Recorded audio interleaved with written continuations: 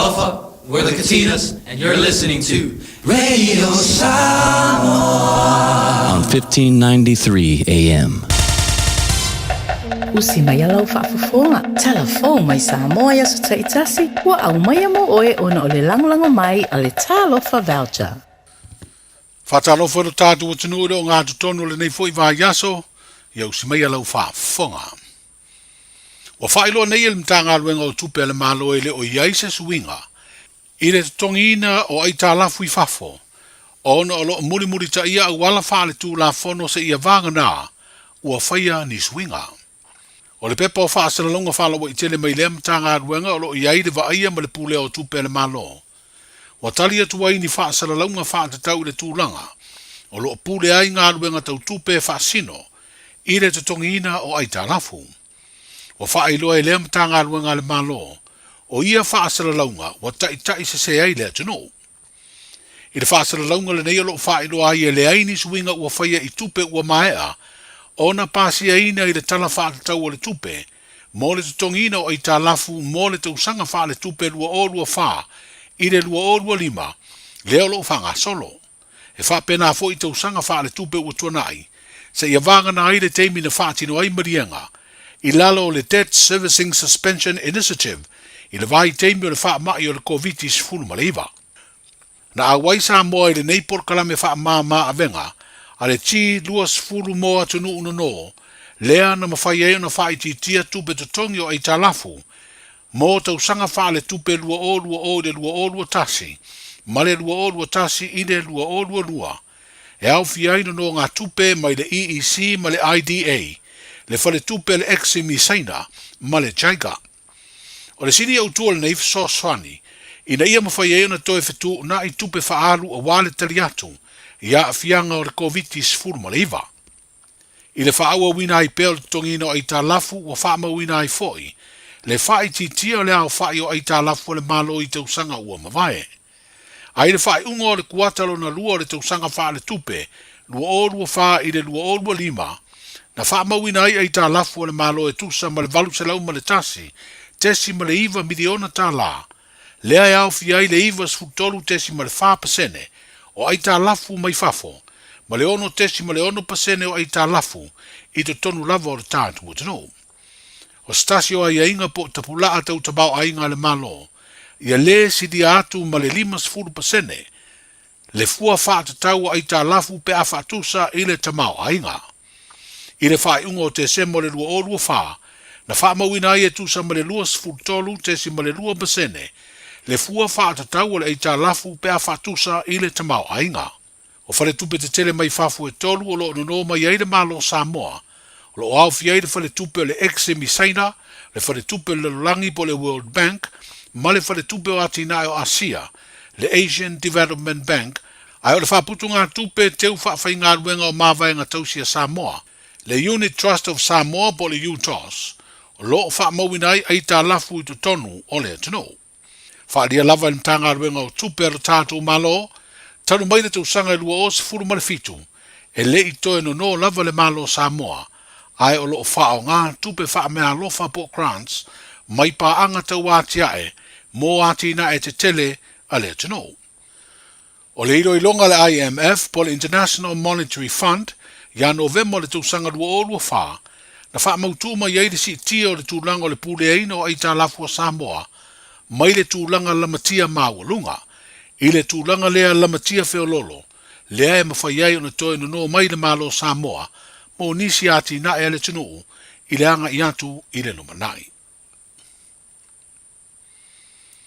O mori atu le komiti whaafoe o le whalaptonga o tusitala matanga ta whaasara lau Samoa I le malo. Se tua lalo malosi ua fina wina aide ave se aloa masolo ia, mai le tū la fono o sori ngā tū la fono, po le Crimes Act, le aia inga o lo avano ai o na avea o se sori tū la fono, po se criminal offense, le whaio ni tala manisi lava ngai o inga e whaale ngai se tangata. A lava maua leo pe a whaise su e ngai se tangi, e wha uruatu ono le aia inga, o na whaia leo se morianga, po ni morianga I se tasi po nisi, ua tua ia. O le tua lalo o le komiti whaafoe le whaalaptonga tu si talama le au whaasala lau o le atunuu. Lo au fia I se pepo whaamtalanga mai le komiti, Wa whaelo ai le langolongo ina o le saolo tonga e whaatino ai ngā ruenga, a sui o le whaalap tonga e mafua mai, i le mori ai e leo leo le tusitala sinia o le vanga whaasala lau o le talamua, o lo tau aveina nei le tofi beles tene o le chores, le tamai tai o langi kere soma. O le whaonga ina peo le ai e inga whaale tū la fono, o talitonu le whaalap tonga le a ave pea ma se tasi o awala, e lamatia ai le whaatinonga o ngā ruenga tusitala, i se tūlanga tūto tasi e au noa, ma le ai aina pe whaalaweleweina ini taumawhainga, e nāti ai le whailo atu o le mea moni. Mō le sila fia na ave esea masolo ia mua mua, le vaenga o le tūla fono o sori ngā tūla fono, i le tausanga e luafe sifuru ma le tolu. Peitai o le tausanga e luafe sifuru fitu, na toe whao ngā ma ave ai i le pāle mene, ma pāsi ai lea waia i ai nei, o le criminal defamation ai wale o le criminal libel, e peo na sai ai mua mua. O le mau o le malo i lea teimi, wala ngā te tau le toi whātu lai mai o lea ia inga tau sori ngā tūla fono, o na ua malosi ngā i o inga tau whaaleanga, i lunga o fisota inga whaona po nei na social media, e peo na furusia o tātou tangata, e whao ngā le api o fōringa po le Facebook. O le morianga o le tamai tu stala e mafua mai se tala na ia tu sia, ma whaasala lau le amatanga o le masina nei o me. Leo lo whailo ai se ngā i o inga se tasi, sa avea ma leo leo na o ai lea o le malo, e sa ili se la avea i avea i tua se morianga leo leo, o lo mori ai.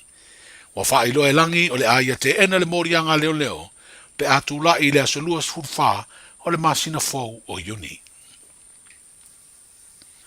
O leo watoi tusi au le malo e ala i se finangalo le kapeneta, e whaaua upeo na avea ma whaaululunga le tūlanga ofisa sili, o le mtanga aruenga o tupe le malo, le whaletua le fionga sa o le titi maeva pifem, mo le isi tolu tausanga o lana kone kanate.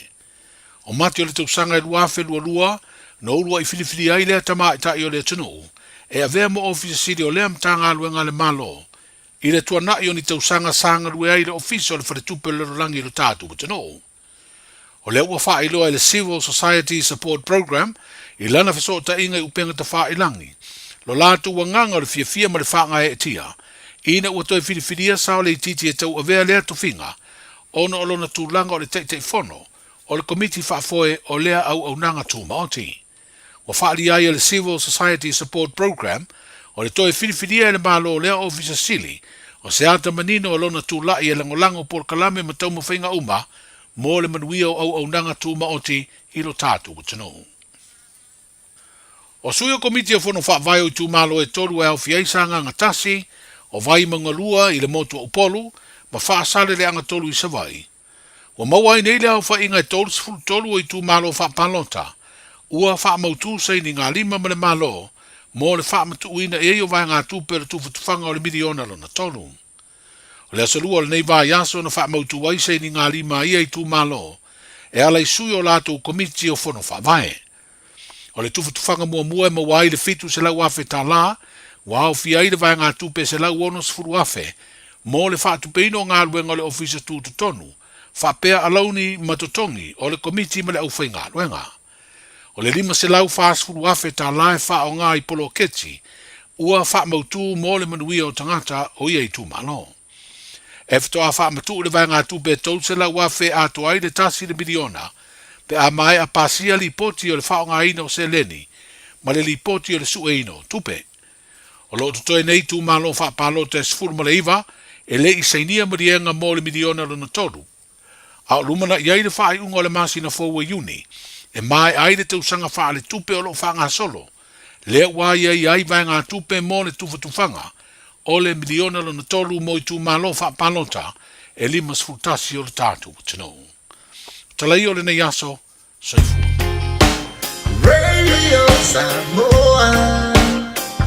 Tasilima ibatolu Amu Radio Samoa. Tasilima ibatolu Amu.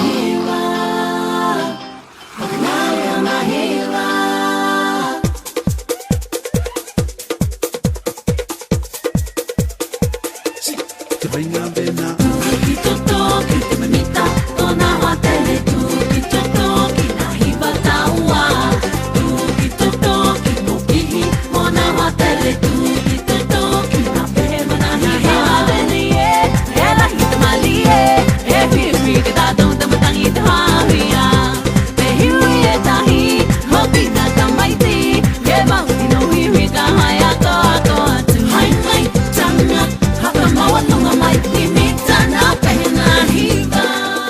O te toe whaatalofa ma o whalofa le tautua le Radio Samoa se whururima I watolu a mo I le neivaanga le fiafi ia ma le whaawawina peo lana tautua mo le whaafonga tāpua I le tātua tinu le ngata I tutonu ao te ronei so o se stete ia ma so o se no whanga o loo whaapena o na whaafonga mai I le tātua tinu ia ai so o se tunu lama fo I le nei lalolangi o lo maua mai ele tautua le Radio Samoa se fururima I watolu a mo. Whaafilua I mau whalofantu le tanta porkalame malo le soifua manuia. Malo fo I le tauatai, malo fo I. Ia le wha madolo si whiau mga luenga pei o nā lausue tātua tinu le nei tai au. Tātua iei le o ngā totonu le nei vaiaso. Ia mai se fo I nei mātua lo whapena na whiangai. Ia male momoli ina, ia male piki ina o nei whanau mai a onga. Pe ona iei tātou. Wa iei tātou I le tau malulu o se teimi whaatūtūnga tā mo o ilunga ia le ngata iei lātou e usupō ia e whapena fo I le whanau I lalo usua I le tai au I le teimi malulu e tapena masauni a onga. Ia paule vaenga e soso atu I le tātou porklame ia o le tautua nā mo oe ia mawhanawhana lautino. Mawhanawhana lautino ia mawa le tūlanga fo I lea ia o le fulua o vai teimile nei e pepesi le tūlanga o le fulu mo tātou. Ai a mawhanawhana lautino ia ma e tau mawhai e te alo ese ma le tūlanga fo I lele ia o le vaenga maruru ai le iso ofu mawhanawhana e whaia maruru a sa vale te lengi o ko kingi ia marakemi fo I nei e tāu ai mau ngāle whai o le skafu fo I le fisoa soani tele mo oi le mawhanawhana I o lautino ina ia vao iai le tūlanga o le fulu, tūlanga o le kale, ia ma le tūlanga o le maalili whaasolo ato au iei tātou I le tau marulu o le nei atinu. Ia, whaafelo ia toi le tātou porklame I le tātou atinu, malo le ngā lulue, le ua tātou iei le o ngā tutono le neiva yaso, ia ma ua tātou wanga tu fo I le whaiunga o le neiva yaso, le ngata o le whaiunga o le waiaso, ai o le whaiunga fo I o le nei masina, ia masano peto e tasi ia se vaiaso ia peto e lua o le tātou wha mawai atu fo I le nei masina o tātou iai I le o ngā totonu ngā le mu o le nei fo I tausanga ia vi iai le lofa mleanga le lei o le atua se fulu tolu minute o tele tu lai fitu wha matafi tui ma le tautua ia ale sunga ia le ataua sa vea lulu ia li e hau tan la vea mo le tau veino le tātou wha salalaunga ma le whāna le la ia ma le telo isi o na ano ma ta upu pio na tātou wha so ma tantala no iai ia wale wha fonga mai o le tātou atunu tātou ewa se ia pa ia le tula asfuru nei musika mo le manawa ngaruenga ia pe amahe ana ia tātou talo le tau tātou soso atu e wa ile talo le tau mo tātou ile nei vaenga le fiafi ia atulanga le lei le tau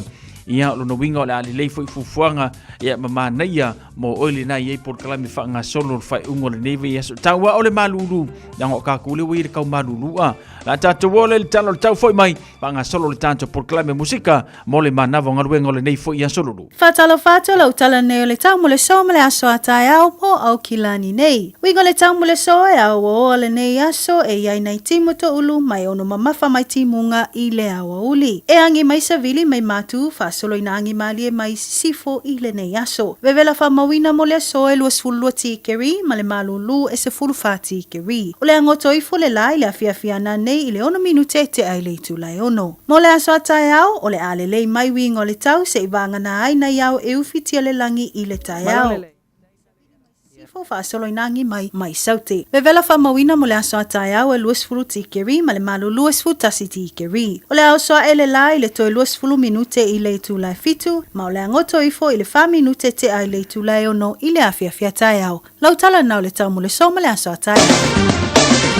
E ale na talo na le tau mo tātou le so fa pena foi le aso atai au fa ngā solo ia au fufuanga le ngata foi leo por club e fa ngā solo ia ma le tautua le Radio Samoa se fululima I watolu amo I le nei fuivanga o le fiafi ia ma le tātou por kalame pe o nei ai ia le manava I o ngaruenga ale pa ia mal mamadu tele o le tātou tiru malo le ngā lue malo fo le fa malo lo sawangi fesi pisi lunga le awala papena te poloka lunga la wala ia to le tai lava la on sai ia ma o te fia mo ni te wa faina lo sa ia ai wa e anga ia tu mo te malawa ia wa se mano longa ina wa tu taula le telo fe am ngaluenga sa fe ngai ba tanto tunu o le nei fo ia fiafi kolisi bolunga vai maunga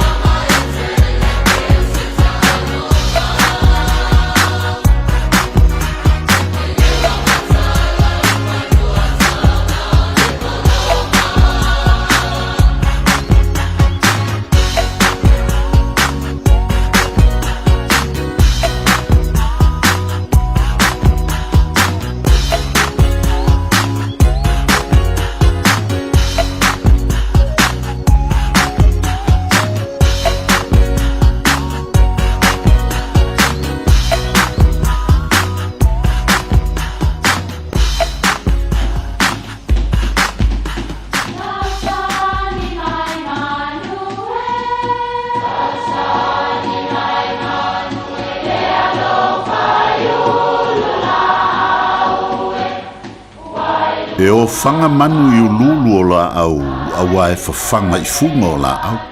A o le tangata e whawhanga I upu matala. O le mawhileo o alanga upu mamuanga ngana Samoa maona whaapongai e a fua ilo na sio mianga. O lona lea sao I le whaatufunganga o le iloa whaale aso mai le tautua se ia o ina pule.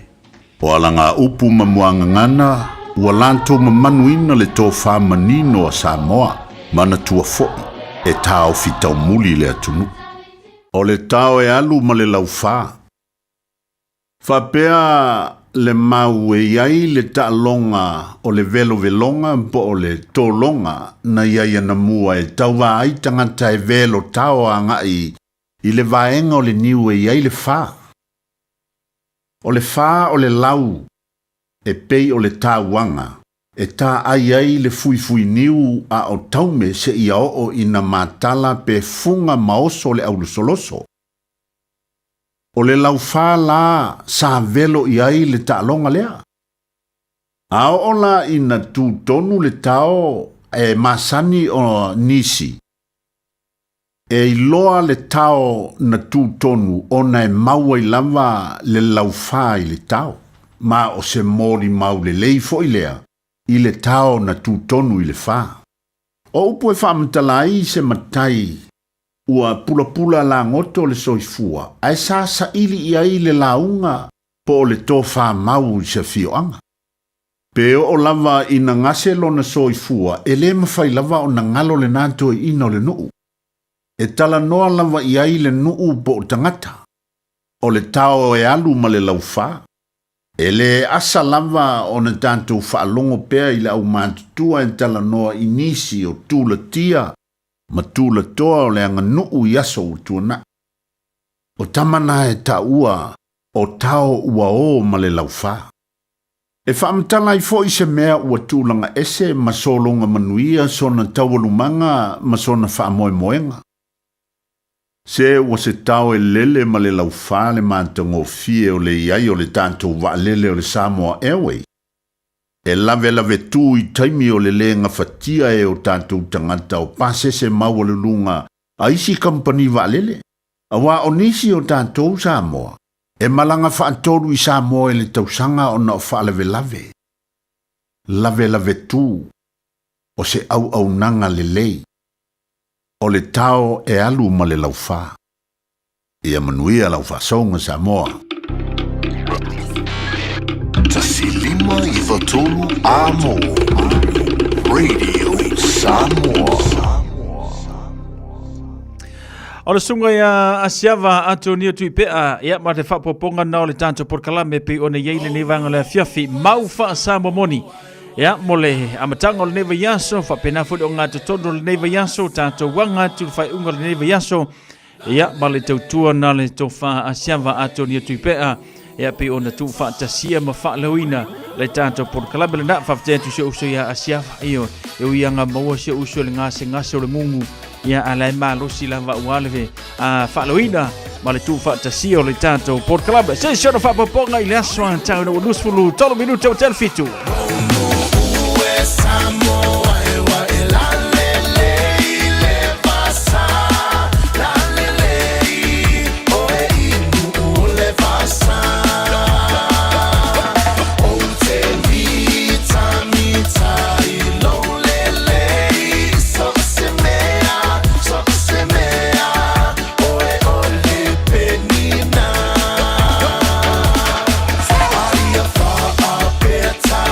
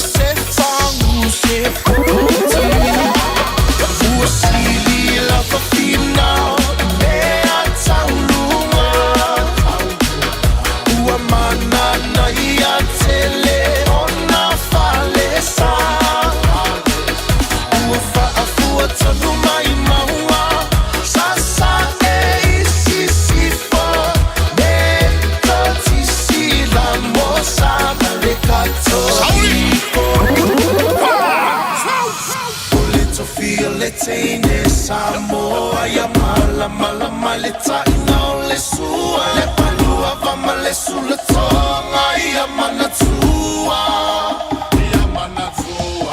o tupula ngata la voine ia so semana o fa ali ali malu ai ti le fa Samoa wana ole nanu fa mole mole so te filo malu ole tu feel it in Samoa ya mala mala male ta no le sua le palua va male sulla tonga ia mana tua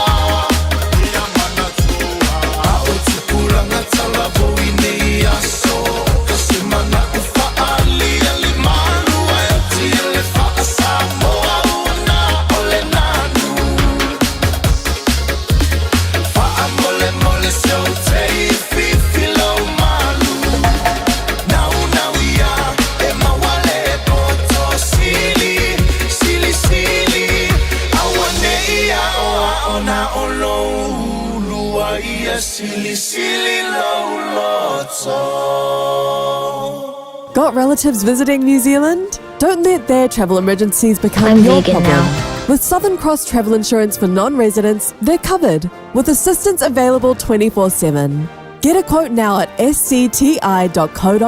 Matau te whaia ni fo aroi le aso lava e te fio mai ai i le Shine Dental. Ai e iai e inga whapitoa. Matau te salia le Afterpay, Zip, Q Cards, whapea Wins Quotes i le Shine Dental. E whaia fua whatalanoanga ma le ACC i le Shine Dental. Le aise tongi mo whanau i le bao le se fululua i le se fuluwalu tusanga i le Shine Dental. Talanoa mai le tongi ino le whainga o nifo i whaunga ai le Zip, Smile Now, Pay Later. Le aise tului i le Shine Dental. A fio mai le 575 Great South Road Manukau pe wala aule lua fitu ono fafa. Lua fitu ono fafa mo le Shine Dental.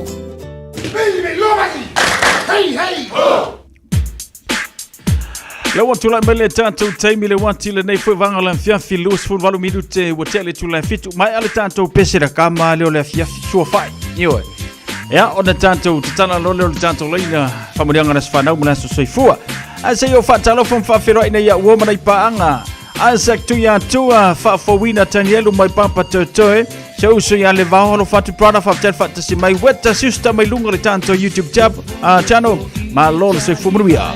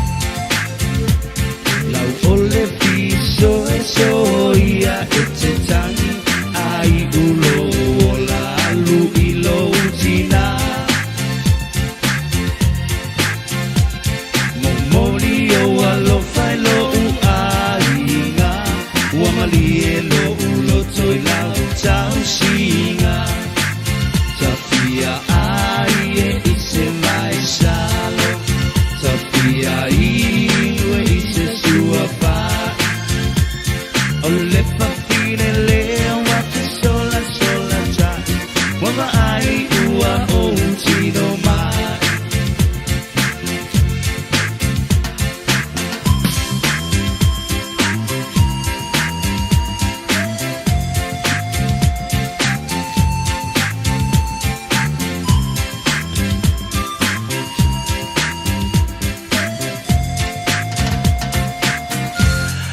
Nai whawhiwhianga seu whiwhloi mō tātou mai le Mount Vaia. Ia, manisi nao musika seu whiwhloi mō tātou le nei whaiwanga le whiawhi.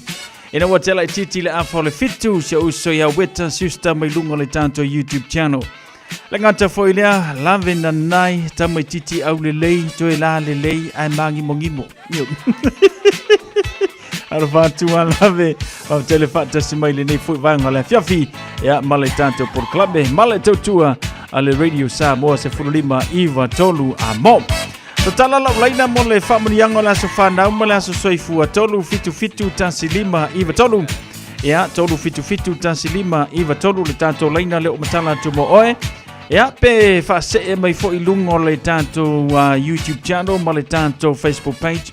Ale Radio Samoa le ngata fo ilea mawalo wavanoi lungo le tātou emaili. On air at radiosamoa.co.nz te maua le iai le whamanianga le aso whanau mo le aso soifua te awha peo le solo aso whanau. Ia, ne wala maile le tātou laina ua amano moe. Tātou whamanianga leo taunu mai e tau mai a seu kai sala I lunga le tātou imeli. O whamanianga mo le aso whanau ia Alanis. Ia Telesia Pauline a pulu kai sala. Wa atoe le solo se fulu valu le nei o na tusanga. Whawhitai le tua mo ia tusanga e tele ua fua ina mai a te oe. To anga I le aonga ma le lotu. O susitai I lo mam. Ia ma ia wha mo mua pia le tua I lo wolanga. To le ai tele ai to anga e koleni. Well, welcome to Outerhood. Remember to always put God first. Life is not a race. Take time to hit pause once in a while. Make the right decision. We love and appreciate you here. Alofaanga mai a mam o Paulina, your brothers and sisters, ya George, Mamoe Tinoi, Nive, Maxine and Genesis. Your cousin Aselea, Alaya, Francis, Dollars, Marcus, Kaunia, and Noah, the auntie and uncles, and Nive Missy. To Lily, Caroline, Rob, and Prina, Peneweta, and Elisa Apulu. Mavito Lia, Silly Silia, Lofaanga, Mayo Ferre, Auntie, Seu Apulu, Kaisala, and Prince Penny. Ya, Mole Atuanga, Loaso Soifua, Ile Nei Fuivanga, Ole, Fiafi. Lelei, Lo Avanopea, Ya Lomo Peana, Ya Avanoa, Lenamo Tanto, Famal Mole, Ya, Wafo, Ya Familiang, Lasso Fana, Molasso Soifua. Ia ile nei fuivanga ole fia fitolu fitu fitu tasilima I vatolu ia ma lunga fo le tanto Facebook page ma le tanto YouTube channel ia walava ia le famalianga le aso fa naum laso soifua mo tanto ia pe ona masan ia tolu fitu fitu tasilima I vatolu ai se o sa ilia tu pe ia se tanto famalianga ia pe ona yeli tanto por clube fa talo fantu ia rama le moa ma lord se fu mria fa tele fa tasimai oli le li o iso ma ngai le moli mana rama le moa tiresa ene ma lord se fo manuia tiresa mai lunga le tanto YouTube channel ya le ngata fo ilea ya se usu ya lave na nai se kone ya ona ma fo le tanto fo mianga le sfara mala soifua. Let's celebrate. Celebrate good times, come on. Let's celebrate.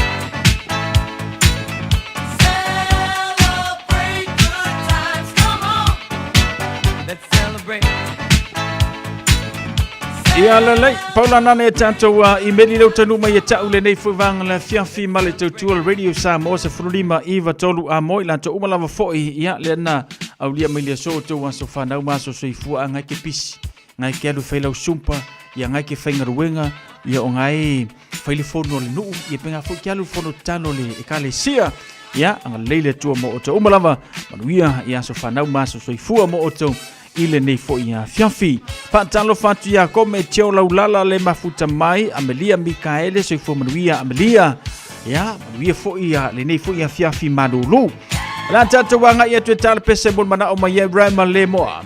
Ia e bul mana o toi ma wala fo toi mo la o malava. Na ulia mai le so tu ma so fa na ma so soifua. Mai le pulenga malau fengaluenga radio Samoa fuli mai batolu amo. Manuia telo tu ma so fa na ma so soifua ile ni yafiafi. Oli le li. Hallelujah worship team. O tahu.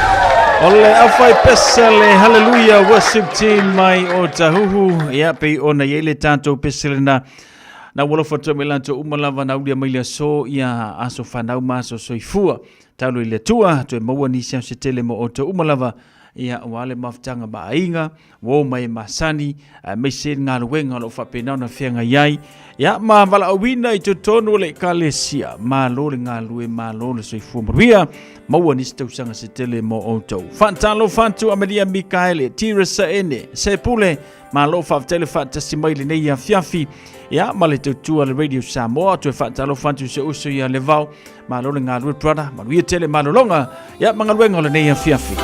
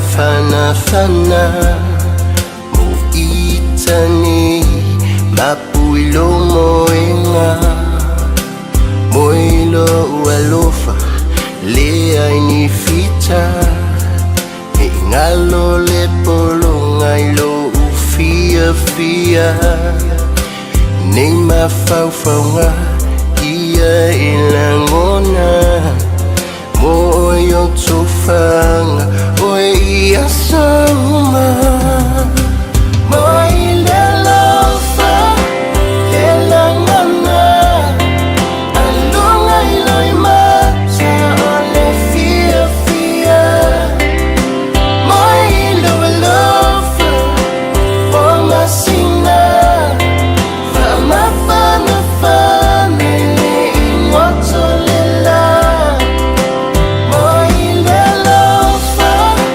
lelangana alunga iloi mata ole fia fia moile lofa o masina fama fana fana le ingoto lela tau mai pleno fai una sola loa lofa ilangona ilofa tua iloa ina langona ilianganga ole atua mawalo filemu ai o pua punga awane Faiva yai lene yolanga ole fili elam tau le petia ta fasi mai o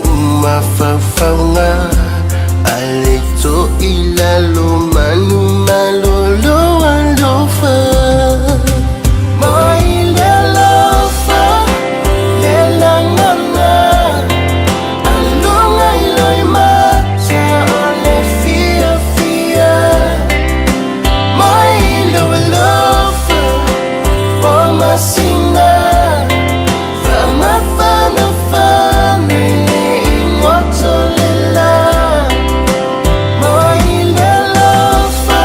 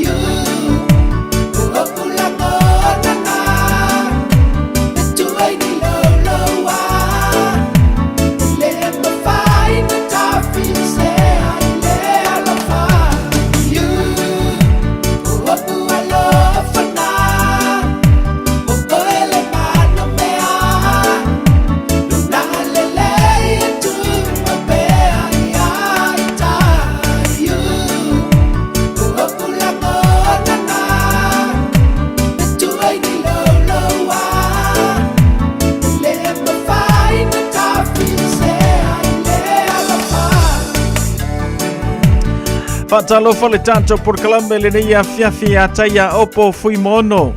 Aftale fatasi mai Marianne Dillon le mafuta mai le tanto por kalame.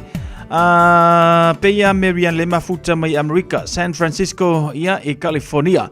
Amelia Micaele se pule malo le sui fumruia fatale fatasi mai. Ya ele nei foi vanga la fiafi matanto por kalame bese lava foi musika mole manavonga luenga le ngata foi lea oniso ilato. Fatua a matanga ruenga le nia fiafi waringa ia kungu e ke usu le kai au e ke alu la wauli e ke alu le fiafi e ke alu fo le po e so se teimi lava la ia e tenga lue ai ia ono le nia tunu na lava o sila fie tatou le tulanga o le ia ke o so kui lumo le kupe ke o so mai ku o le kupe o au kafa o le kupe a me le winga ngata le ai maseme te maua fua se i vanga nai le ola ma le ea le atua le tātou te mana vaina. A paunga o me le mau e kako. Maua fua le soifuanga le nei. Ai, tūlanga le soifuanga ma me tausi ai le ola le kako kei ai. Ia, wale to i se me o te maua fua. Ewa. Fai ole le ai o se me koe maua fua. A le se me o koe maua ma se file mu. Le ai fo se me koe kaungo fie. Ua makua i alu whaasoro a koe ilunga. Le soifuanga nei o loo e soifua mo o wolai. Oila, tanto whaasilanga. Ia, ua tanu me fo ia tau le nei vanga na fiafi. Ia, ona whaanga solo e whelo tanto por klame whaanga solo pei ora masani ai. Vao filifili ma le tanto tusi o songa. Awa ne ngalo saulo minga o le tusi o songa whaatasi e ma le lolo minga. O le vao filifili e mawai whaalupenga o Samoa i sisifo tutuila mamanua. O nisio tala tu o Samoa o alanga upu o le mata whaioi o le matai. E le whainga o le whaalave pe o whapuiponga ma liu le o sio singo a inga. Fesila whainga paolo si i whaanoalo whalanginga e kalesia malitele o le ngangana whaanoalo. E fitu se furu talalo na tauna le ofisa lava o le Radio Samoa i le tolu pa tolu ono Hopole Avenue i Manukau e te mawai. Mo nisi whaamatalanga wala au le lua no lua. Tasi lima iwa tolu, lua no lua, tasi lima iwa tolu pe tangai ane, ili Champion Radio Samoa.co.nz, ia e whaima yeisau oka. Ole ata oto ia le la au mona la, ia upa ia sautua fafafa Samoa mai le tai sama samo le tui manua se ia pa ia le tai ula ulo na whanua. Ele ise vave na te ngafatia taulima, o sa mawhainga, a wā ua ta oto a sei a mai vasa, ua maea o na tuu laupua. O le nei whaalinga e whaasino tonu i sio mātou nuu o sapunawa whalea lili, a wā le pa ia i alo whanene, le mamalu o lo o tautu a whama upu, i le loto i whale o le manu Samoa a maise, sio mātou pito nuu o piu, o lo o susua i le suafa whaalupea, a lala tai e mātutua i le nuu, ma le mamalu i le pito a ai whaapea, le lautina na le lei. Ua tasi nei inisio a li mawhaipule o le tātou nuu, sa awai le tātou mafutanga momua. O le au suia le tātou forutanga i le aso tolu suma le tasi, o me i le afa le valu i le taiao, i le tuantusi lua whatasi Gilbert Rowe i mangele, a wale wha moe moe fia wha atanuina, i le aso luas furu masine ono lua o lima. Ua wha atalo sanga ina si o tātou nuu, se feso soani mo le fausia ino le fale a onga, mo alo ma whanau o le tātou nuu, wha mole mana tua mai sau te itai mo se tātou wha malustino, mo nisi wha matalanga wha so tai le telefoni, o lua tasi ono tolu, ono wha valuiva, o lua tasi ono tolu, ono wha valuiva, wha whetai seinia, a li ma whai pule o so tātou nuu o sapu nawa fale a lili, le tātou wha sila silanga le na ile nei fo ia fiafi. Mafutanga whangawhau. Mafutanga alo mawhanau o whangawhau iau te roi New Zealand. O le a toe whatanu ina le tātou mafutanga i le aso tona i tolu sfuru ma le tasio me. E le itu la se furu ma le lua. Se i toe whaamautu wai fuafuanga wa uma o na tala noina. A wale whaamoe moe se tātou nuu ma le kale sia i Samoa.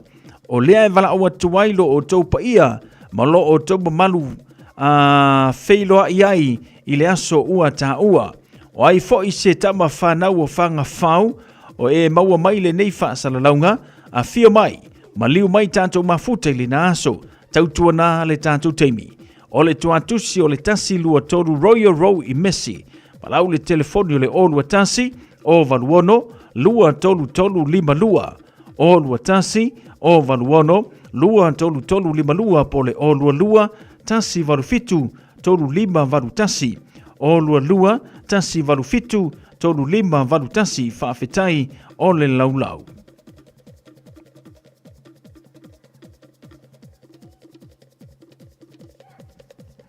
Laita tātou whaasilsilanga lewa taunu mai, ia mo le whaafonga mai o le tātou atiruu pei o ne iai le nei a fiafi. Suli uma o paito maleifi, mata ia a li I puu. O le ata oto ia le tila, lua ma le tila fono. O le waa na susufi si o vao. O le manua sale ngā lala. Ai ile ava ma le mingao e vala au whaanoano tuai suli uma. O paito maleifi mata ia, ali puu. O loo afifio ma papa a ao yo o towi tu taulangi. I so se tafa o Samoa. I suli o paito maleifi mataia. Batu mailo. Tongi ai lupe misipusi. Suli o mataia taru vasa fale va ai. Ma suli o faa uma ona tali sua. O le awhaia le tātou whilo inga. Ilo tātou a inga I mua taa. E pei ona masania I le asolulu. Lua se fulu male valu o melu o lua lima. E le itu la se fulu male lua. Ile a wauli ona odi mata upu ta ua tele. Fa moe a taitai atu ele tua lo o tau soifua I le naso ta ua.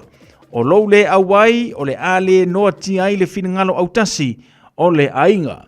Fa fetai suli o paito maleifi ma taia a patu mailo a tongi ai lupe misipusi. Paito maleifi ainga uile lea.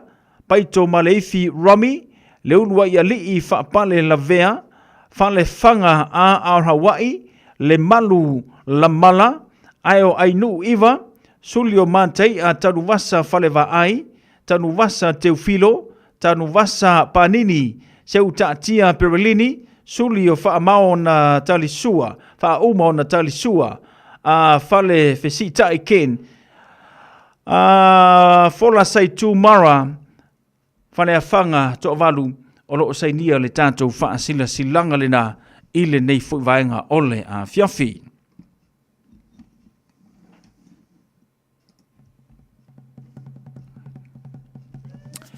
Ia manatuna le paula le nao nei tātou whaasila silanga le ua taunu mai e tia ule nei a fiafi a wale whaafonga mai le tātou o tinu.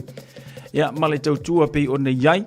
Ia tulanga tau whaasilisilanga mai le tautua ale Radio Samoa se furulima iwa tolu a mo. Awane ingalo ia te oe, a iei nisio vanga te fia malamalama atili ai, le tulanga tau whaasilisilanga. Ia, vala au mai le lua no lua ta silima iwa tolu. Lua no lua ta silima iwa tolu. Fia whaasala lau fo I lau pisinisi, fia wha lau I loa lau pisinisi. Ia taua lo vala au mai le tātou laina le nā. A le tātou ofisa, lua no lua ta silima iwa tolu, ia maulou sila fia, ia maulou malamlama atili, I vaenga pe ona whaafonga mai ile nei vaenga le fiafi, ia o tulanga pe ona ia whaasirisilanga whala waitele, ia o ieli tautua le tātou le tio, whapena fo ile whaasirisilanga whaapisnisi, ia e vala au mai le tātou ofisa monisi vaenga, ia e te malamlama atili ai. Whaasirisilanga na mo tātou le nia fiafi, ina ua 2 minute ona tā leo le valo.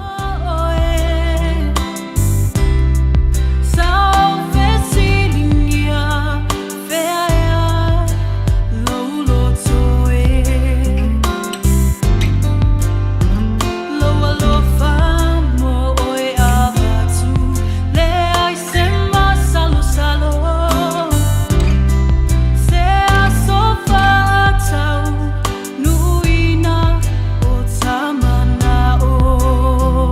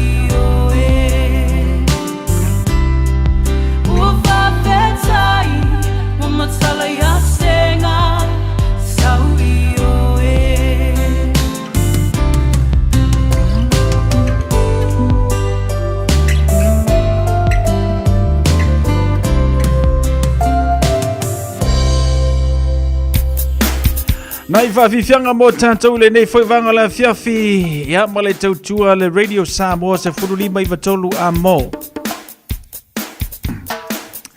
Matalo fa le tātou purkalame si wanga le mafuta mai tuli loa ngango man orso i fumanuia. Fusi lem whaaftaile whaatasi mai le nei whaiwanga la whiawhi. Ia, a walofa tuel sunga le whaafengainga i kale sia teata tu nof man o whaaftaile whaatasi mai. Sa sali tu lima whaatalo whatu le ngata foilea. Se si lia tuinga mana bui vaiva ko kiki fama singa le ko asa lo king kiki foringa mai pinga ka fia fe ke me kiki ala vatu se lia faptel vata simai Marianne Dillon faptel vata simai tira sa ene ya baila to malava pe on mau mai le tanto musika le nei foi vanga la fia fi malulu sango yelo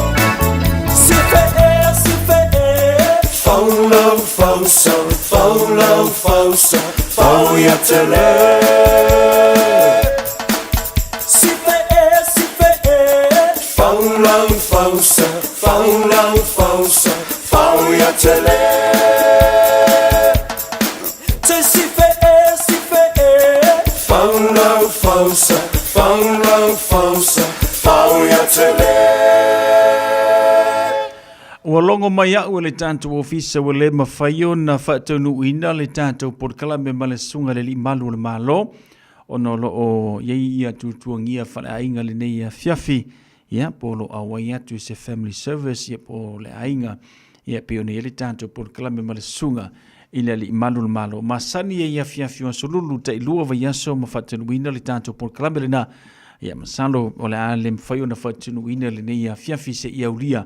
La isi lua mai aso lumanai ia ona whaatasi me fo ile sunga li malu al malo. Tō manu wao siki asiu ia mo le whaataruina o le tātou porkalame pei ona masani ai o oe male tū la fono. Sa sali tū lima so i fumaruia si lia tuinga mala tiresa ene ia male tō tele o nei tātou wō mapaanga mafuta mai le nei fuivanga ole a fiafi. Wale amata la tamafutanga E tau whawharu ma tau so ina lo tanga wha Au le whesiri po ole a e lona mafuaanga Wana ololo tau te momo iai ilo uto whanga So o tanga tau whauwharu Sunga o tau langa E ai se whaarua ina Oi sunga o la utau sala A ole nei wala fotuina I upu matala Wafai oe mawhaala vela vesunga ilo uolanga Iu ile atua atu sunga ila whai Italia Masalo waya I se tasisu Ufa atasia Atono le o ale ma fuanga wa Italia O me ana e pala o lo o la temo o mia Le so o tanga tau faufaru Sunga o tau langa Ai se whaarua ina Oi sunga o la utau sala A ole nei wala fotuina I upu matala Mo fai oi ma whaala vela vesu Ilo uolanga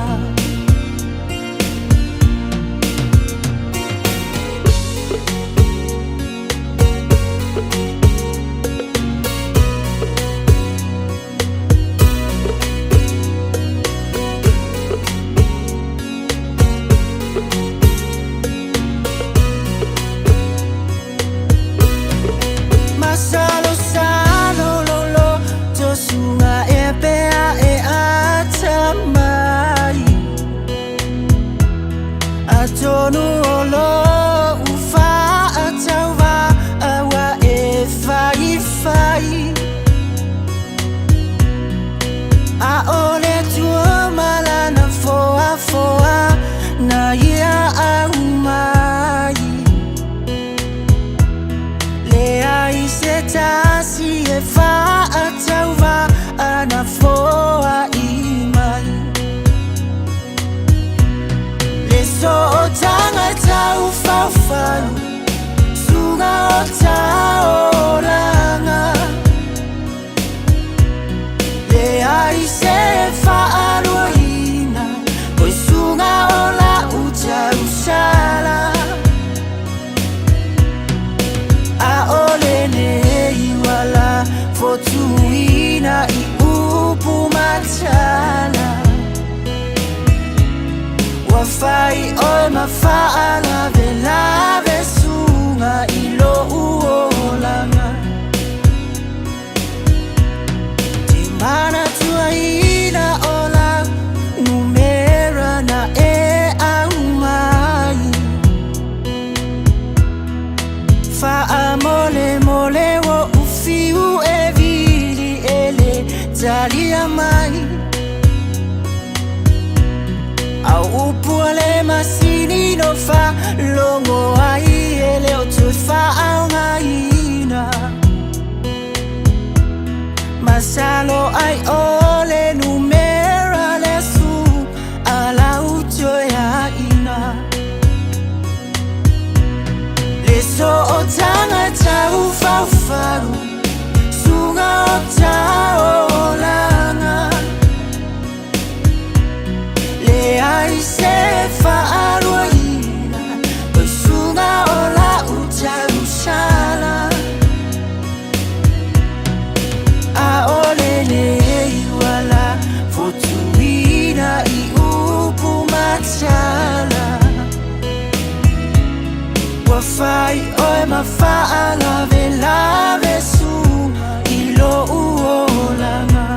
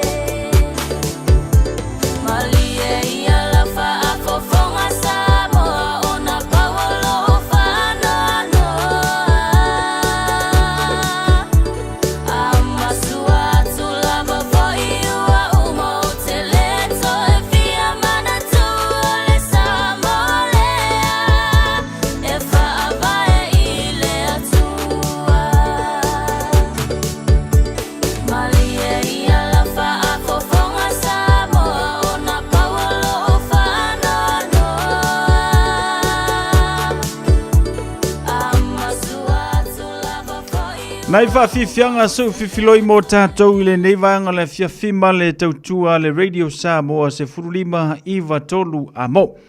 Ina ua tulai mai le tātou teimi le wati ile nei a fiafile ua lua se furuma le lua minute. Ia ua te aile tula e valu. Ia ma le tautua le Radio Samoa se furulima iwa tolu a mo. Pei ona whailu antu le tātou atunuu. Ia ile lem whai e ona whaa. Awa wida li tātou porokalame o oe ma le tūla whono ma le sunga le li malu le malo. Ia ono o tuatua ngia whaale a inga. Ai o le nei a fiafi e tā ua telefoi ia ma tangofia le tātou mautanga. Ia pe o nei eile a fiafi o le aso rulu e ui ina ua malu luli tūlanga o le tau iai.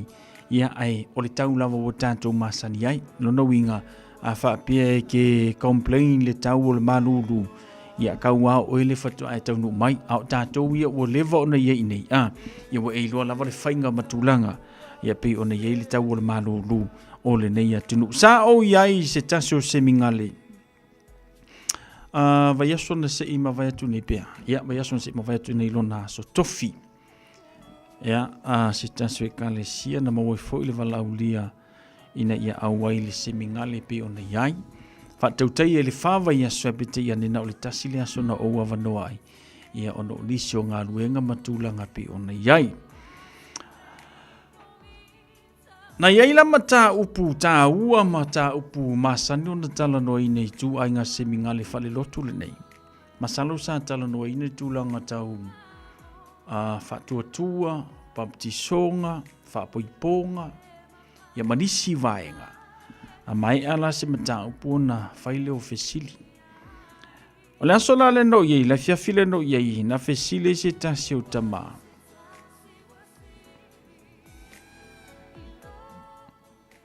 Po le ale tā ua o le mele nei o le mama i se whaapoiponga. Pe mawhai fo i e le mama, ona tau fia le te aurunga li i whaipoiponga. Ai pesa iei fongi mama sa whaonga inga i vai teimi ia o le tusi pa ia. E ta silo uloa le ngi mama nga whaonga inga i na vai teimi.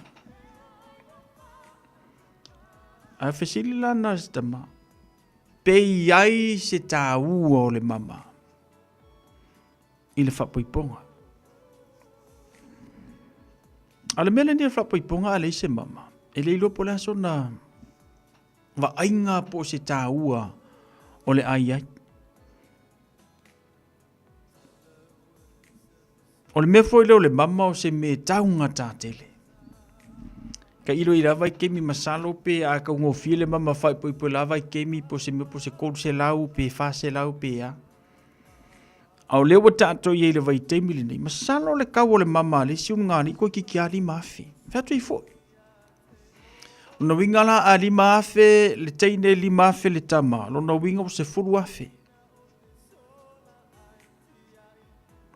Ia, po le mea pe toru afe le si mama, toru afe le si mama, ono afe. Afe mela afe silo le tama. O le ase tā ua o le mele ni o le mama i se whapuiponga. Ae pe mawhai fo i e le mama, ona tau fia le te auru ngāli i, ua tu whatasia e le sakala meta o le whapoiponga. Ia ngongo whale mo whanongolongo mo ka mawhauwhau, e mana ia fo le fesile sia tama. Tani la le sunga i le whaipokalame. E le aima sona tā ua o le nyeime o le mama. I se whapoiponga, ai ua tātou whataunu uina, ona o le whapoiponga. Ia ngai ngo whale o ia mai mawhauwhau. No whale o ia mai mawhauwhau. Pe sao pe sisi. No whawhale o ia mai mawhauwhau. Po le ase tūlanga ua o ia ile mama le sa whamawina i lo lima. Po le mea o tausi le whamaoni o le mama. O tausi e le tama po le tene whae po i po le whiangainga na mafuai o na suru le mama. Mawhawhawane au e le nawaeng. A wow, sa halok mawhawhau. O le sa o lele. O nisi o whapoiponga. Te roa nau to tele nisi o i lantou o sila fia. Ia ma, to tele nisi o i lantou o tutupu ai nei me o whapoiponga ai koe kekea. E lo ni vaenga e tau ngō fie. Mea nei o whapoiponga. Tasile nei me piko i sili o na taunga tā i tu tonu o se ainga pe ata pena se ainga e whaise whapoiponga nisi o whanau. Mea nei o whapoiponga. E leo se mea whaingo fie lona tapena ina. Ioi. E alua ile tupe, e fia moe e ka ngaka, e whaali i e fod ka ngaka i lesi kaimi. E ke pisi wha solo ato ai. Le e se ma fau fu le e alu solo lo ma fau paulo no ta inga. Ia le aso le tama po le teine. Ale mea moni aia. Ia le ka ngofia ma le mama fai poi poi se uso pida. Ia ma o pida. O pida. E le o so pida ngi mea ka ngakai o so a pida i mea ka ngofia a pida. Antu langa lana o ka sawala wo umale a onga le napo. Ia ma fa so no to ma fo fonga se sao le. O nisi fo yo mama. Ta ua fo le napo. O nisi o mama fai poi po. E le ngaka nga ku irunga le alunga. Ai ku irunga kuspa ia. O ngā luaku lea ma le tangata e aveina le mama. Ai umangi. Ia mo le aunga. Mo tetea. E tele ala fesili sa tala no ina le nā po e winga le whapo i ponga. Ia wala vale nā vaenga e tauina ia whaelo ma whamanatu mō tātou le nei vaenga la fiafi. Le tā ua tele o le sauninga whapoiponga. Alfisiri lana pe o le a se tā ua o le mama. I le whapoiponga. O le a fo i se tā ua o le mama i le unu ngāli i whaipoipo. Ia whapea sa te le sau tupe sa alu le mama. Ia ai ua whaale tonu le lua ainga. Ia ona e loa lea o le tali ma le vaenga le tala noa tu le tanto por kalame. E le tustusi lima le tanto por kalame. Ia alfisili na, e teno whala o ia ma tali fo ie. Po le ase tā ua, po le ase au ngā. O le mama i le whaapoiponga. Peo no taua.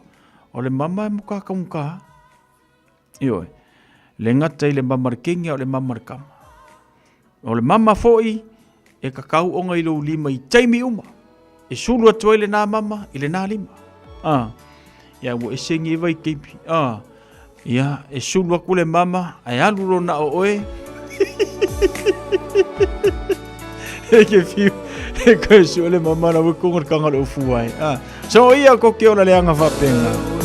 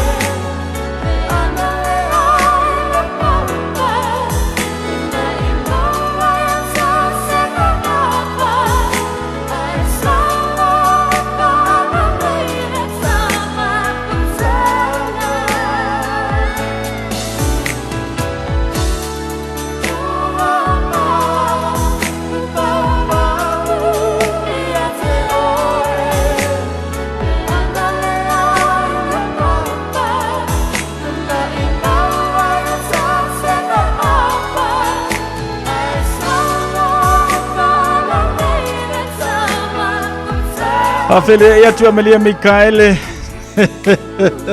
Pida Neliko, malon se fo manuia. Ya lenganta fo ilea Domenico Petello fatai Domenico Tiresa Edne balito tele na tanto woman e tanto paanga. Ole mau mai tanto por kala mai le nei fu vangala fiafi a o kako kana kala ngoa ile me ka ole mama. Ya isi tasio mata upu pe ono o ia ile napo. Ya isi semingale fa le tuspa ia pe ono ia ina ta tantala no ina mata upu na ile. Faiva ia su taluai. Eoi. Ya mantango fiema ma na ia fina ngalo ni so ilato. Ya sa fasili le tulanga le mata upu le fa ponga. Ola si fasili na o fa longolongo ile napo. Pe mawhai na te whaipoipo le tangata wa omo no whaipoipo. Ai ua te amale awa. Iwe. Pe mawhai na whaipoipo le tangata wa omo na whaipoipo. Wise me utupu le la ainga male whaipoiponga mo mua. Iwe. Ia mantua fo ile sauningo le whaipoiponga.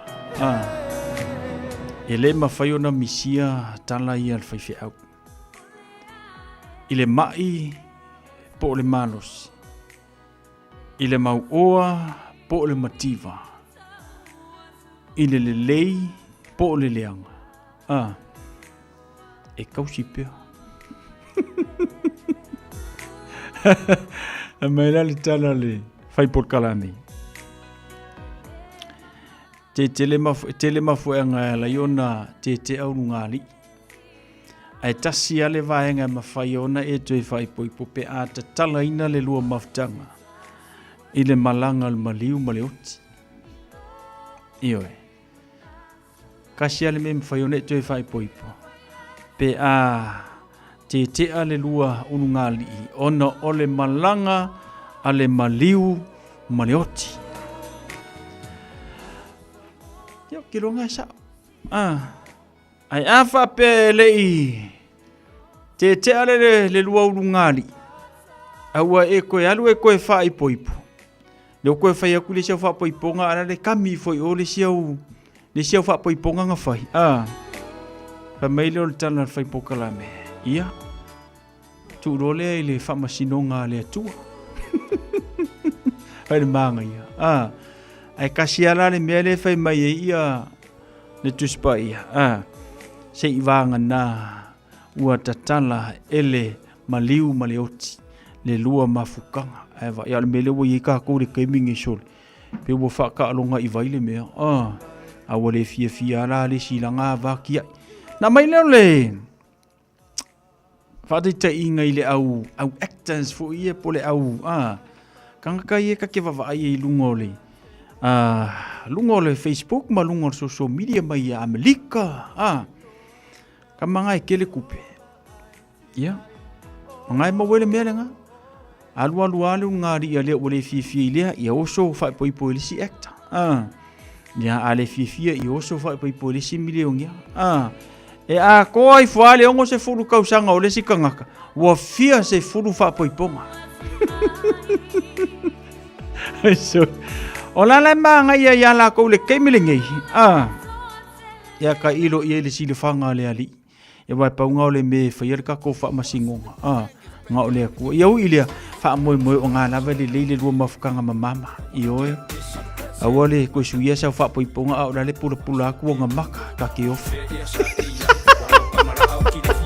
ioe so ia ko ke a mio fa penga ia lo fa ila tautonga ia lo fa ila wava ia ma ia lo fa fo i lumo fa fi aunga ku fakasia o lu so ia ko ke fia famous tina ngawang amai kawa o pipi pera mama luas por 12 minutos na talo leiva wale mafai na eno for my see you ufayatu tele ukumatala wa Italia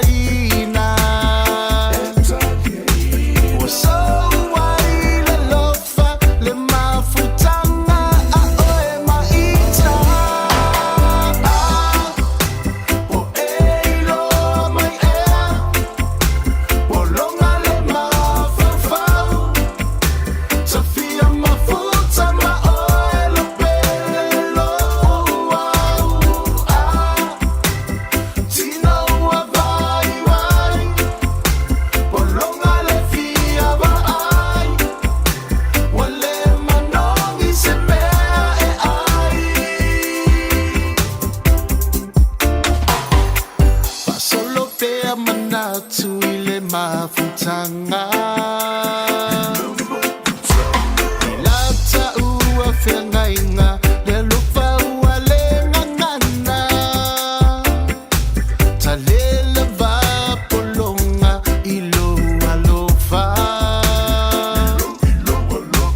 Ia mapui le tunga mau, ua sili lea I lo'o leo la.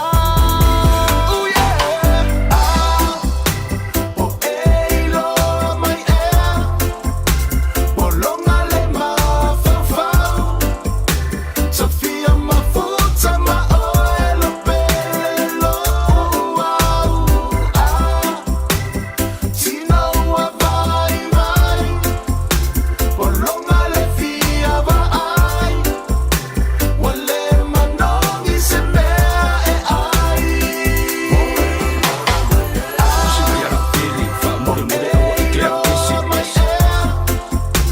O longa le mawhawhau, Sofia mafuta ma oe lo pele lo au. Tino wa vai vai, o longa le fia va ai, wale manongi se mea e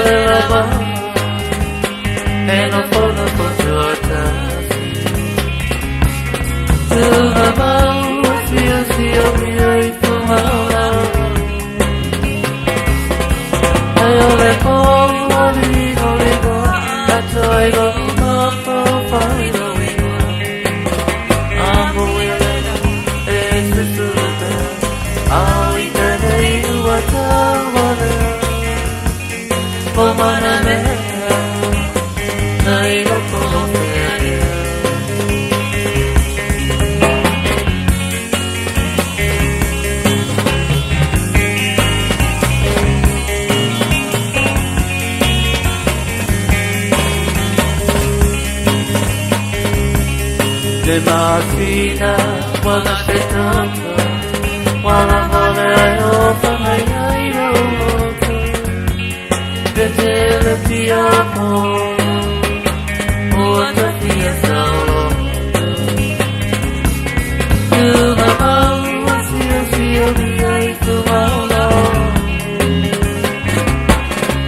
O e como ni no atoi no ma fai no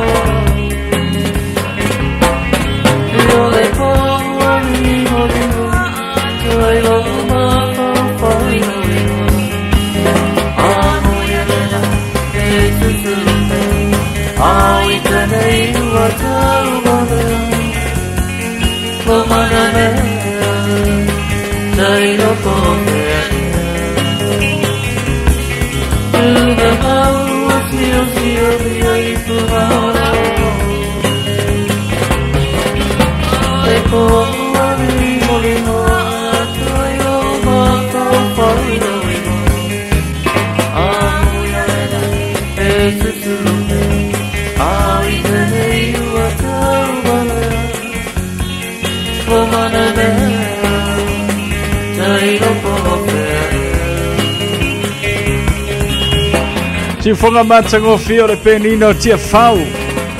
Ya matata musika se fifilo yo le nei foi vanga la fiafi. Se fa talo fon fa malo se se le vau awe ke pisa. Yo ke pisa lo ma waka ua. Yo.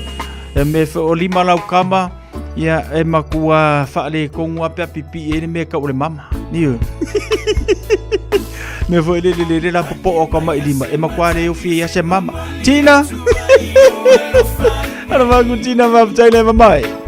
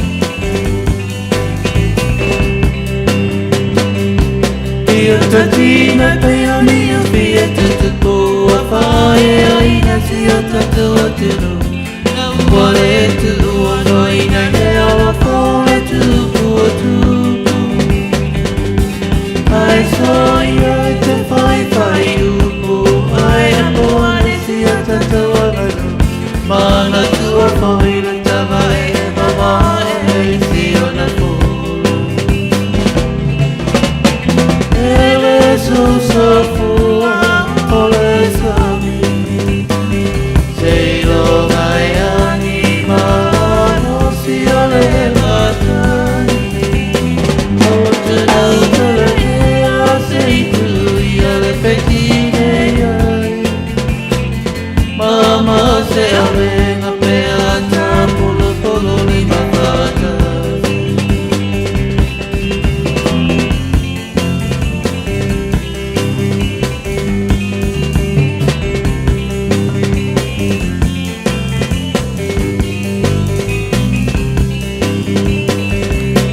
Samoa e manatua onai leo leo alai doa ile kuina o to wala la fana aya o tu susuena aua e o soilo wita angalo ya o ele o fipe amulo wena awelo to fie ua e no fua matano me fua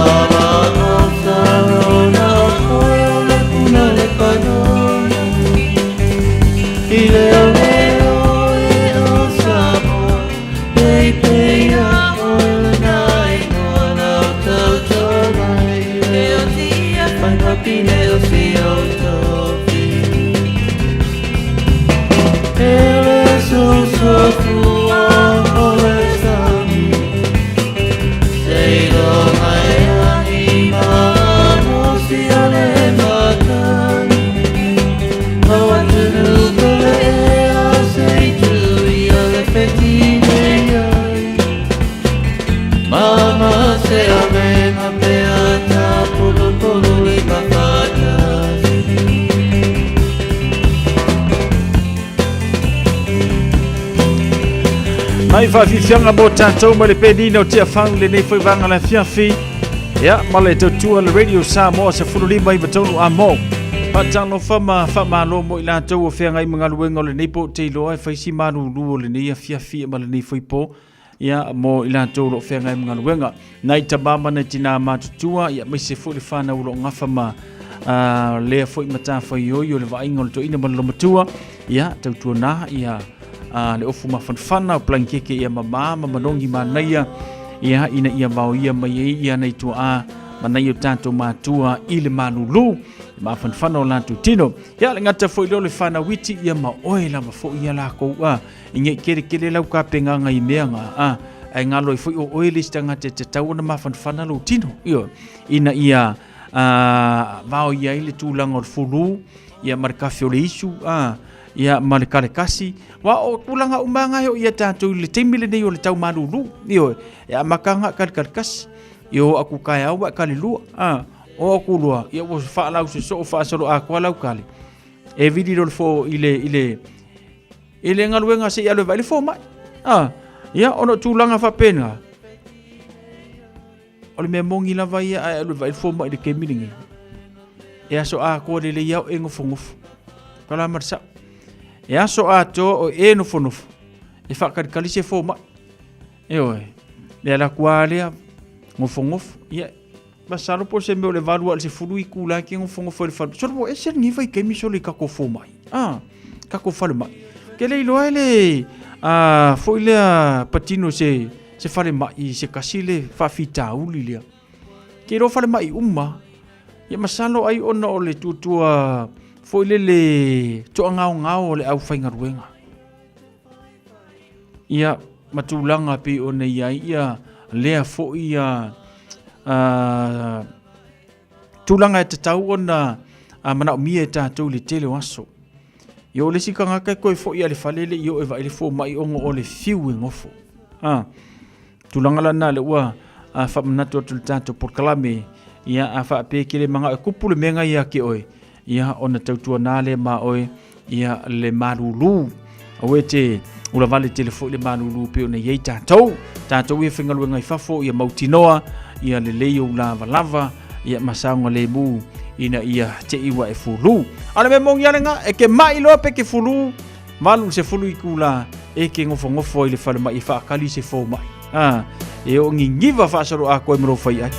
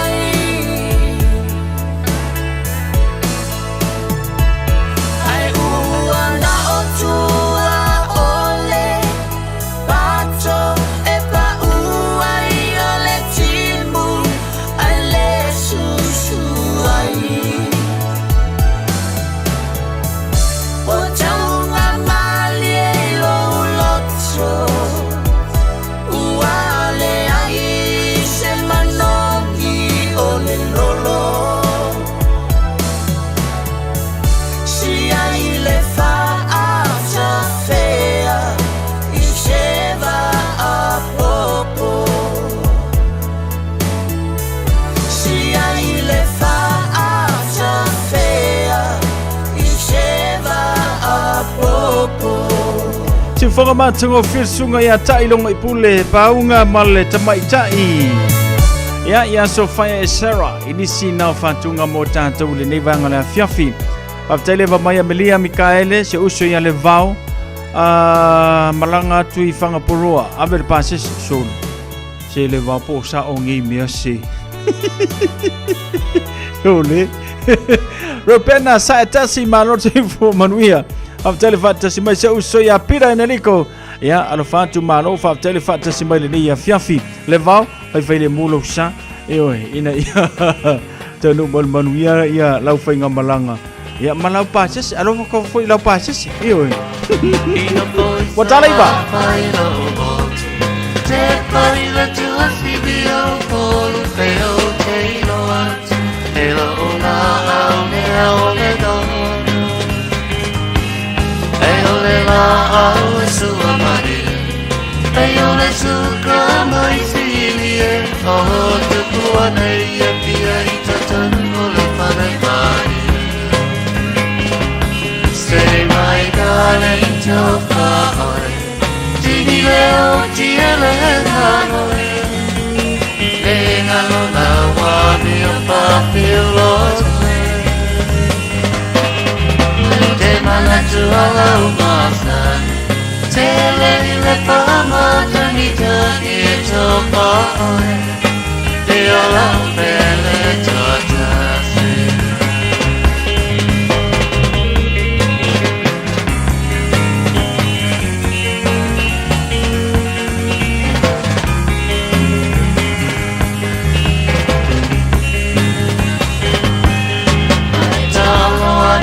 Security, Veo ese moa fiti, Seo bulu moe masea fate ataberi.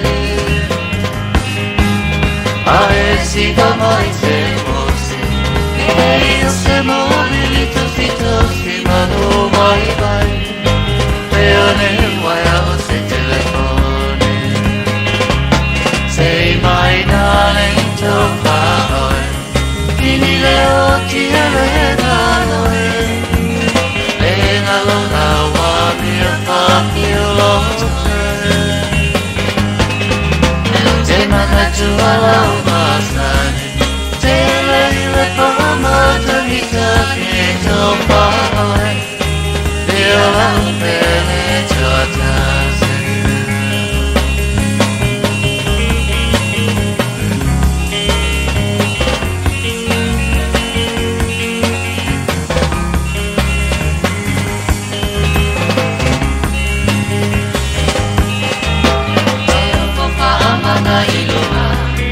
Ilo au vai mama.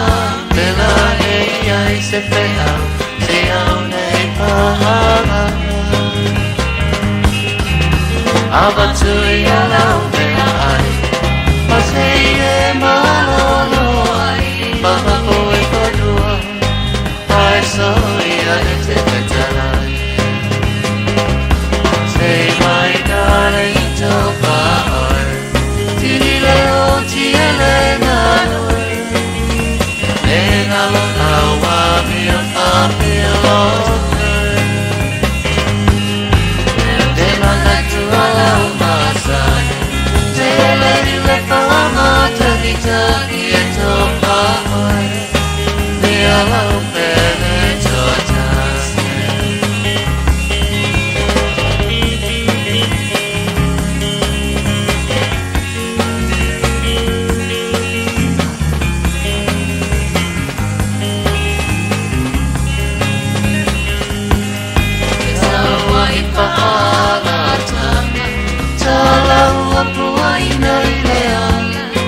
Faiva e solo vuoi le teine le manaui e tana. Ai ui le au te le kia. Maula te peku a matele si a kisa pala te la veni maname. Say my darling toka oi. Tini leo tiele nanoe. Lenga lona wami o papilo.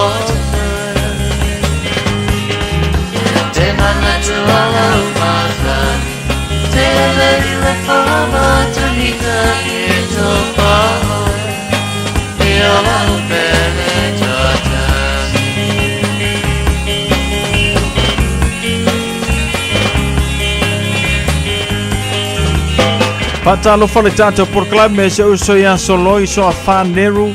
Malo faftel fata si mai fatalo fatu ya PMS koyo le mafuta mai le tato proclame. Ya le ngata foi le atuli tali ulu malo le sui fumaria.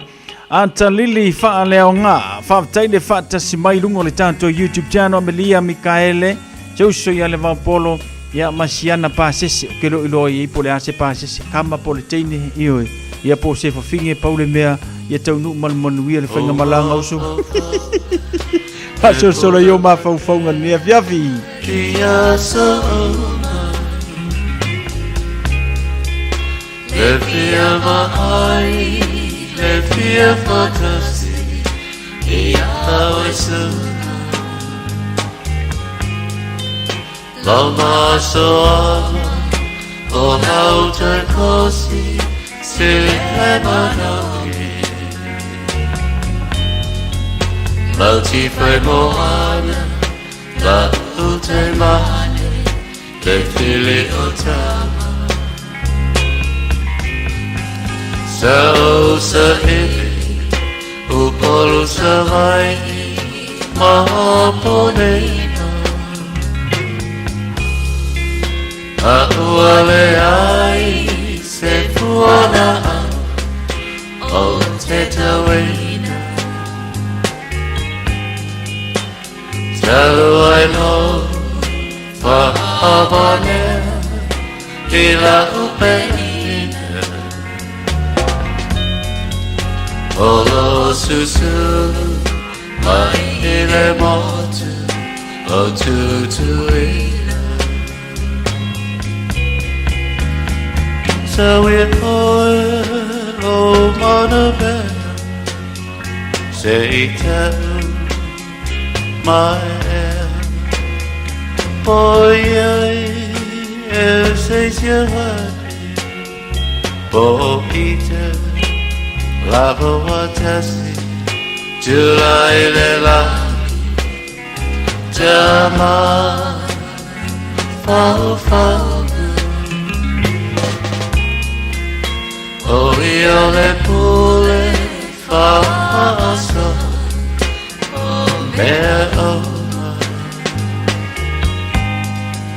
Yamalutia Ivana aloko Ota ona Fa ape foi Malitele opa Au so so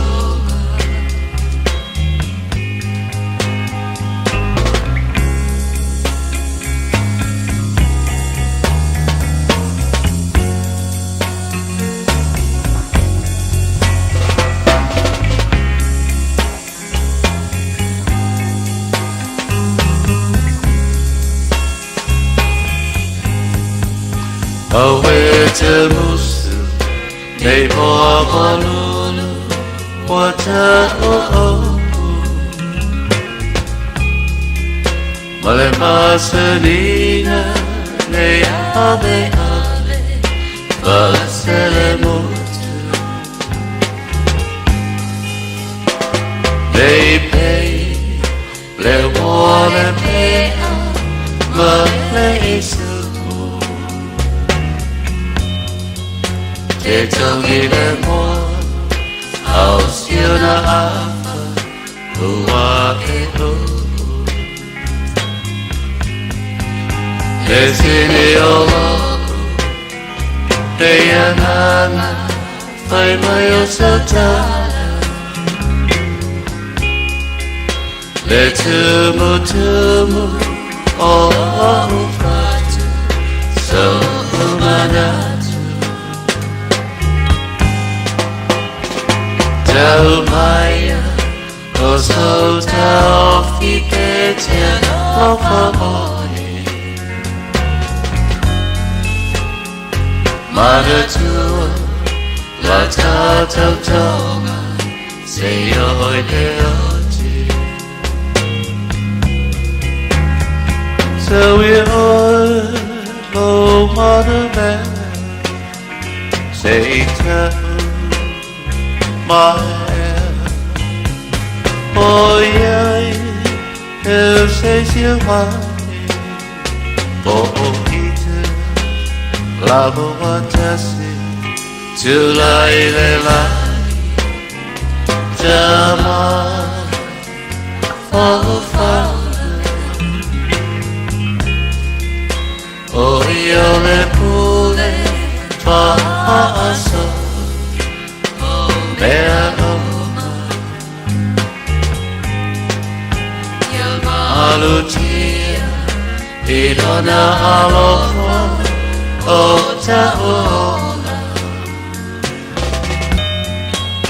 fa ape foi male tele o fa au sosona Mai fa fianga mai le penina o tia fau le nei foi vanga le fiafi ya male tanto por club mesi le tanto tu le nei fiafi lewa o vai atu ua se fulu minuti o te leiva. Ia, masani fo ia fia fio asolulu o vai aso te tasi le tātou no leiva.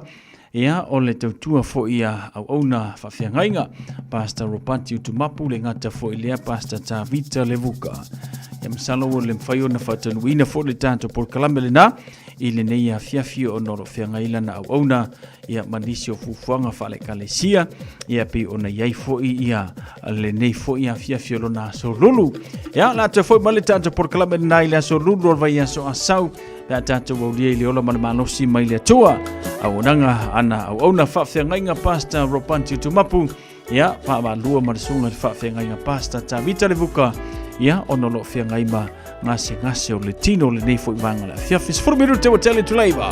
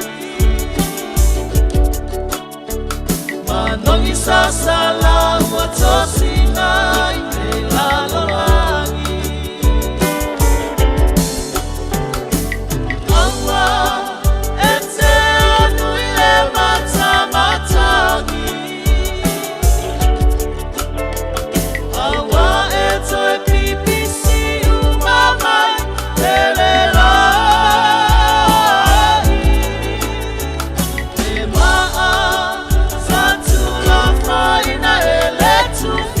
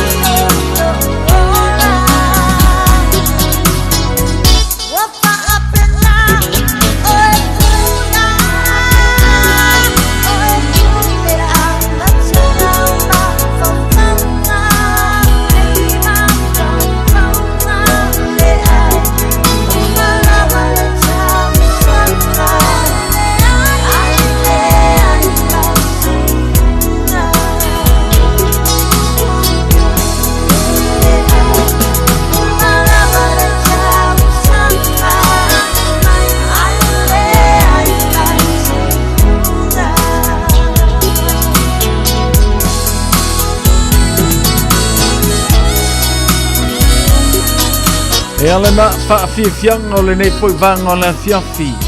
Male tau tua le Radio Samoa se fulima iwa tolu a mo.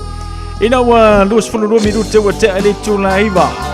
Ea male tato musika wala wafoi ia le whianga i lato mga luenga. I lato wa amata no whaata o tolia moenga. O lato wa wha solo ma faufaunga. Ia mai lato wa ma faufau pe usu tae o pele ai.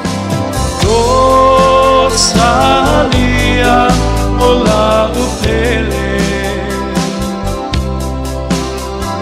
Esse louva, oi, oi. Ete a louva ea, uata leilo fua, tate tau mate oi. Stay to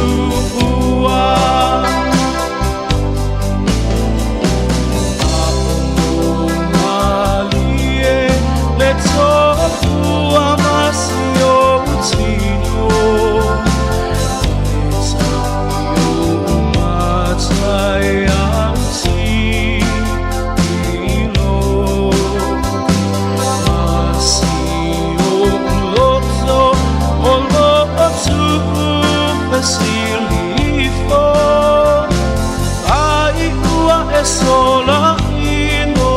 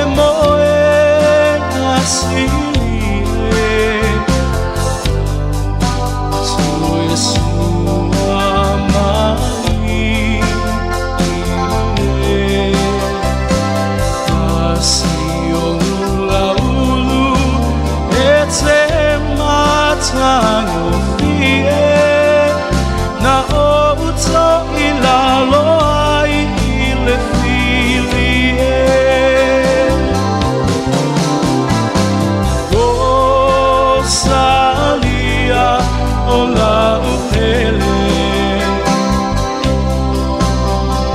esi lofa oe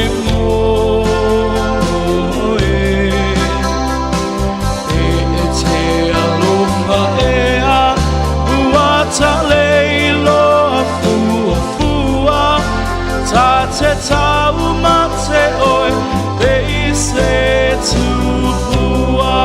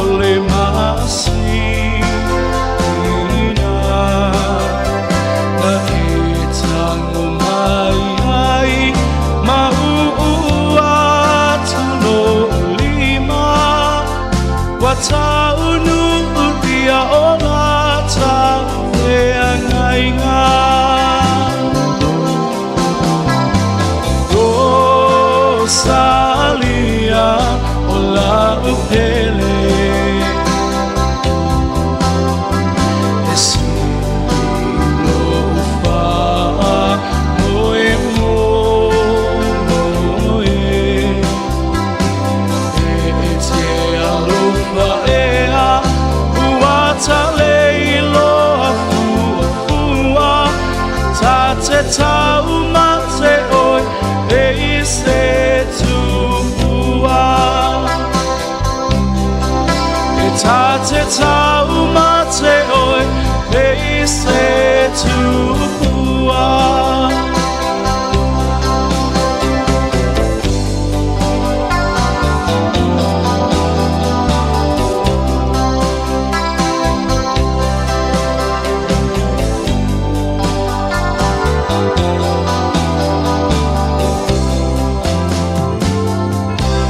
Se whanga matango fia le nā le RSA, manisi nau whantunga mō tātou le te maitai o Rosalia.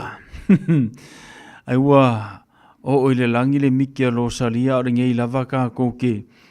Pisa tu lava ia Rosalia. Ia i le nei ia fiafi e manu ia foi malo longo le nei po Rosalia. Ia ma oto uma pe ona maua mai le tātou porklame. Ma le tautua le Radio Samoa se furulima iwa tolu a mo. Ia i le nei foi vaenga o le a fiafi. O lea ua lua se furu ma le 8 minute le o te ele tulaiva manatu. Ia ua whapenao na whaata o tolia ia tau whanga le tātua tinu. Ia manisio i lātou pēr maua mai le tātou porkalame. Whaatalo whātu mawalo whātu mo i lātou lunga le tātou Facebook page pa le tātou YouTube channel Tiresa Ene Amelia Mikaele whaatel whaatasi mai. Te Vinci Leona talo whātu Te Vinci whaatel whaatasi mai manuia malolonga le neipo. Marianne Dylan alo whātu whaatel whaatasi mai. Ia ma le tātou porkalame le nei a fiafi.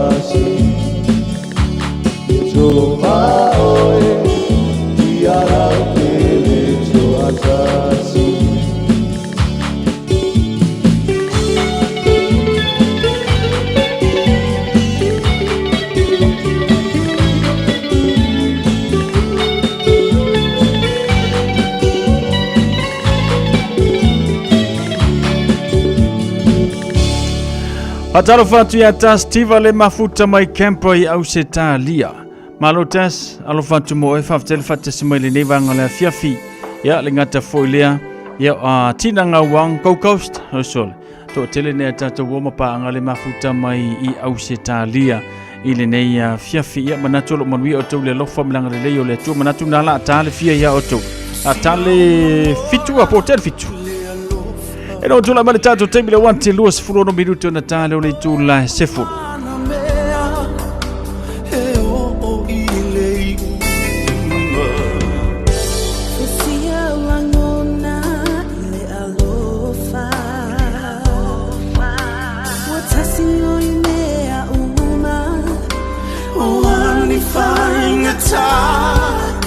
Le fa amaoni ua sili sili na oh mai lo alofa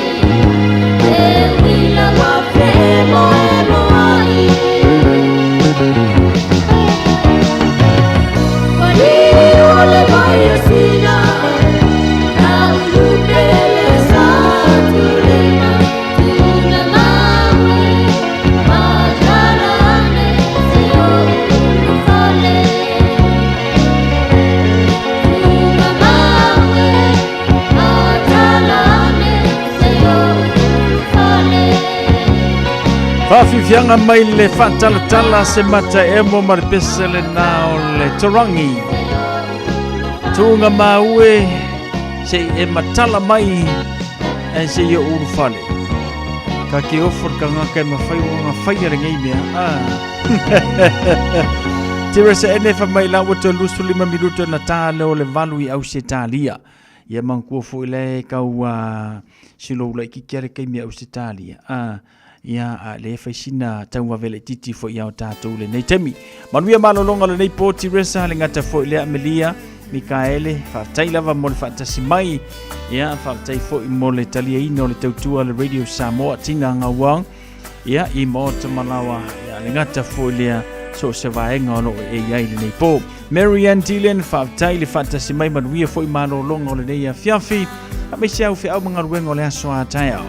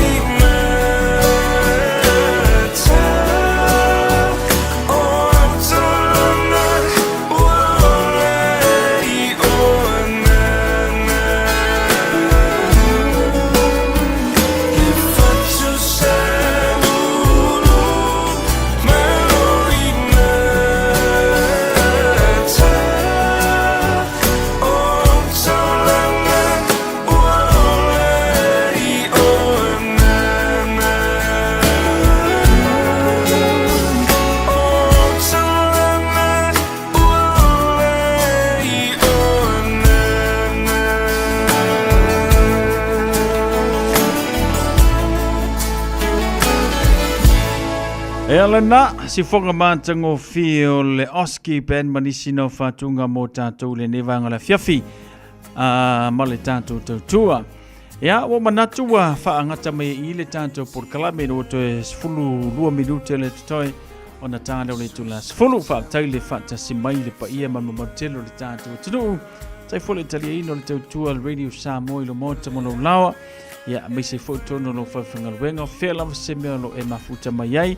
Anga le leite le tua mo oe manuia malolongo le neipo manuia fo I au mga luenga o le fai ungo le nei vai aso tātou whiroa I le aso froile I le alofa maranga le lei o le tua sau si whanua seu whaso I foia. Eternity